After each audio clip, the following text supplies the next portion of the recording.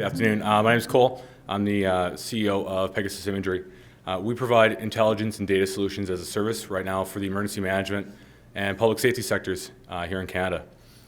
And I'm here to talk to you guys today a little bit from a different perspective, from the technical. There we go. You just have to look at it hard.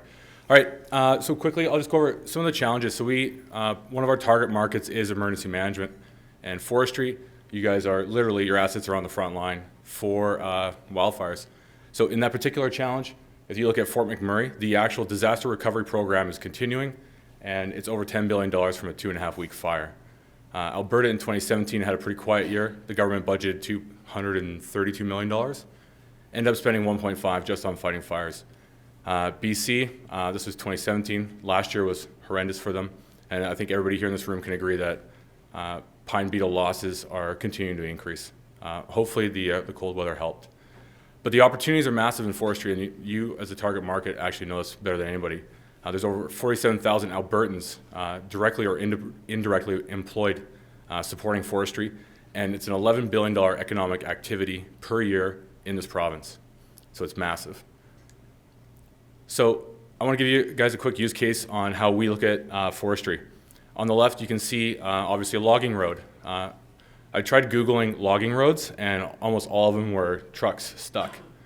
So this is a natural opportunity, right? So it's a friction point for forestry. How do you know before your trucks leave in the morning to go down those roads that the roads are okay, that they're passable?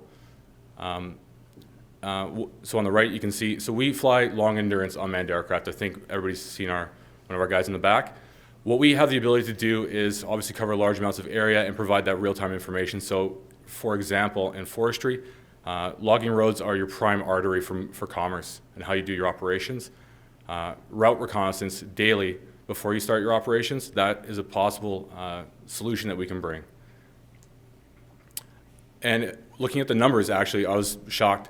So of all the actual disability claims that come through, 40% actually come from logging and people involved in actually traveling down these roads. And this is just a small segment.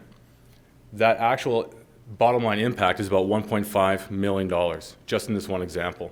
Now these numbers are old, this is 2010, these are the best we could find, but I think it states the case that some of the savings that come from safety actually help the bottom line, not just for morale and for esprit de corps in your company. Making safer roads makes people more effective, which means that if you have shareholders, which I think everybody here does, you can justify them trying new technology and developing it rather than waiting for it to become mature, off the shelf, and then it's too late to actually leverage it. So what kind of technology? So in Alberta last year, there's 81 coniferous timber quotas, 37 deciduous, and the average or the maximum size is about 1 million cubic meters. So let's give an example. If you're mapping 1,000 acres, all right, a pretty small little plot, what's the right tool for the job? And everybody here today has hit it pretty hard. You have to choose the right tool for your problem. So a quadcopter will take 3 hours of flight time, based on 30 minutes on average, to actually map that area. Our aircraft, we fly at 100 kilometers an hour, so we do it in about 10 minutes. The reason I'm saying this is we may not be your choice we may not be the right tool for you if you have a small problem or a very specific point that you guys have friction in. For us, forestry seems like a natural fit to get introduced to because of the fact that you guys are on scope, you guys are on a different scale. Where are the Daves and Daves here? Right, 7 million? Okay, that's a lot. That's a big footprint that you guys have to manage. Quadcopters are not going to be effective. Fixed-wing aircraft are expensive. Helicopters, actually worldwide, are declining in both their availability and the number of pilots that are actually achieving the right ratings you guys need to fly in those complex locations. So choosing the right tool is extremely important.